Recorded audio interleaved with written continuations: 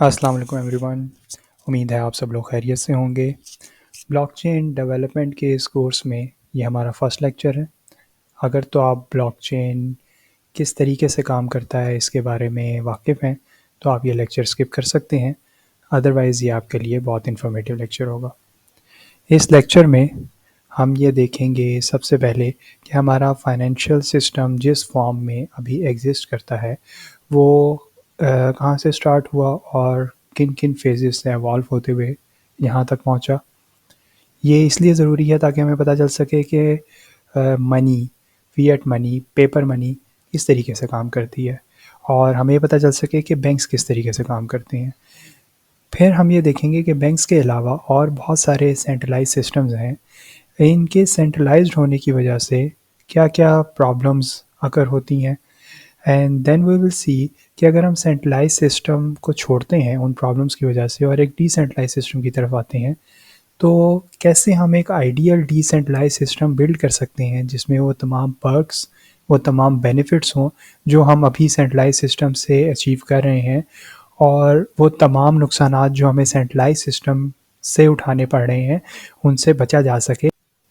Alright, back in times barter system चला करता था ट्रेडिंग के लिए। जिस शख्स के पास अगर कुछ सर्विसेज प्रोवाइड कर सकता था वो, या फिर कुछ प्रोडक्शन थी उसकी अपनी किसी चीज़ की, तो वो अपने प्रोड्यूस की हुई चीज़ें या सर्विसेज किसी और शख्स को दे के उससे वो चीज़ें ले लेता था जो कि उसकी ज़रूरत की होती थी। ये बार्टर सिस्टम काफ़ी अर्से चलता रहा अनटिल आबादी बढ़ी। एक ज़रूरत महसूस हुई कि हमें एक स्टैंडर्ड बना लेना चाहिए क्योंकि बार्टर सिस्टम को मैनेज करना बहुत मुश्किल था। तो सबसे पहले स्टैंडर्ड बनाया गया मेटल कॉइन्स के थ्रू, गोल्ड कॉइन्स या सिल्वर कॉइन्स के थ्रू एक स्टैंडर्ड बना दिया गया कि एक गोल्ड कॉइन के अगेंस्ट या एक सिल्वर कॉइन के अगेंस्ट ये सर्विसेज इतनी ली जा सकती हैं और ये चीज़ इस तरीके से परचेज़ की जा सकती है। ये सिस्टम बहुत लंबे अरसे तक चलता रहा अनलेस अनटिल जब गोल्ड कॉइन्स रेयर हो गए और जो चीज़ें थी, अजनास थे या बाकी ज़रूरियात ज़िंदगी की चीज़ें थीं, उनकी तादाद बढ़ गई और जब लेने वाले थे उनकी ज़रूरतें भी चेंज हो गई।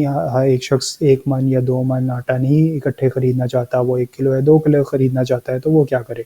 वो अपने गोल्ड कॉइन्स को फर्दर उनकी पार्टीशन नहीं कर सकता था, उनके पार्ट्स नहीं बना सकता था।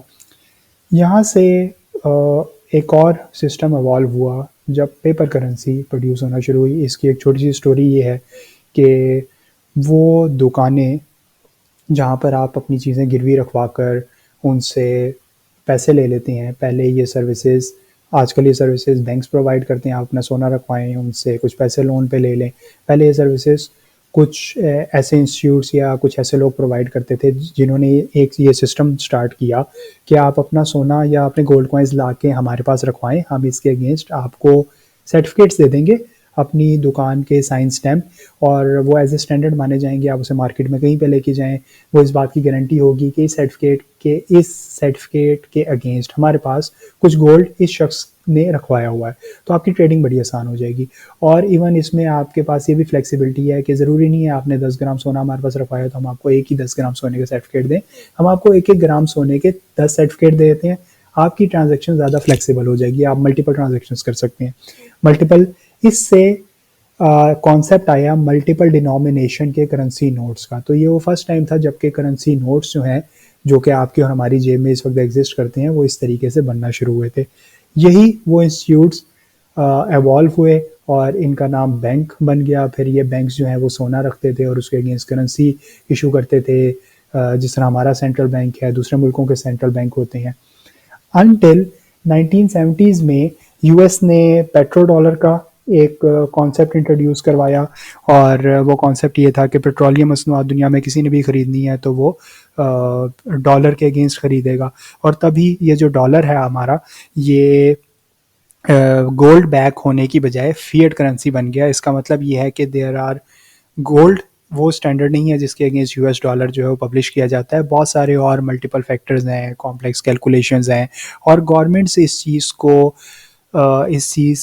को आइडेंटिफाई करती हैं, इस चीज़ को डिसाइड करती हैं कि कितनी करेंसी इशू करनी है और उसकी क्या वैल्यू होगी। डिफरेंट डिनोमिनेशन की जो करेंसी नोट्स हैं उनके अगेंस्ट क्या क्या चीज़ें किस रेशो से ख़रीदी जा सकती हैं।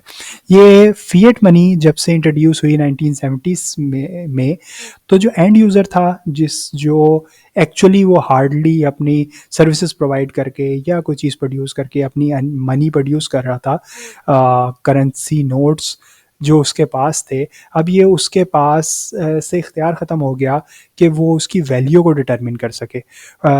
उसके पास ये नॉलेज नहीं है कि कल क्या हो, उसके उन जो करेंसी नोट्स हैं उनकी वैल्यू क्या हो जाए, क्योंकि गवर्नमेंट ख़ुद उसे छाप रही हैं, उसके करेंसी की वैल्यू वगैरह डिटरमिन कर रही हैं। अभी तक हमने ये देखा कि करेंसी किस तरह से इवॉल्व हुई, जो हमारा करंट फाइनेंशियल सिस्टम है वो किस तरीके से काम करता है, banks as a centralised authority किस तरीके से करेंसी की वैल्यू को मैनिपुलेट कर सकते हैं। बैंक एक सेंट्रलाइज सिस्टम है और ये fiat currency is a problem है।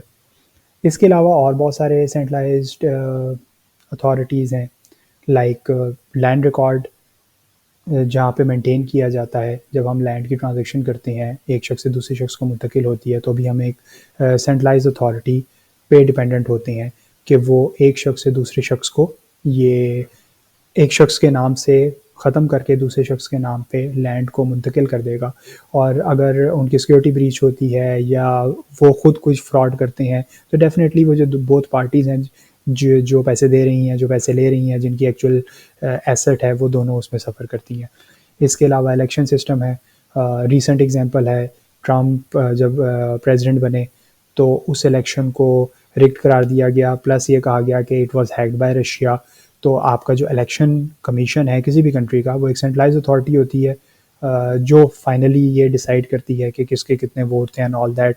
तो उसके कॉम्प्रोमाइज़ होने के भी कुछ चांस, उसके बहुत सारे चांसेस हैं कॉम्प्रोमाइज़ होने के। प्लस इस पे आपकी जितने भी सेंट्रलाइज सिस्टम है, इधर वो बैंकिंग सिस्टम है, आपकी बड़ी हाई डिपेंडेंसी है। आपने पैसे उनके पास रखवाए हुए हैं, पॉलिसीज़ उनकी हैं, इतने आप विड्रॉ कर सकते हैं डेली की, इतनी ट्रांजेक्शन लिमिट्स हैं, 9 to 5 बैंक टाइमिंग्स हैं। इसके अलावा आप बैंक के अंदर कोई बड़ी ट्रांजेक्शन पहले तो नहीं कर सकते थे, अब तो इंटरनेट बैंकिंग आ गई है।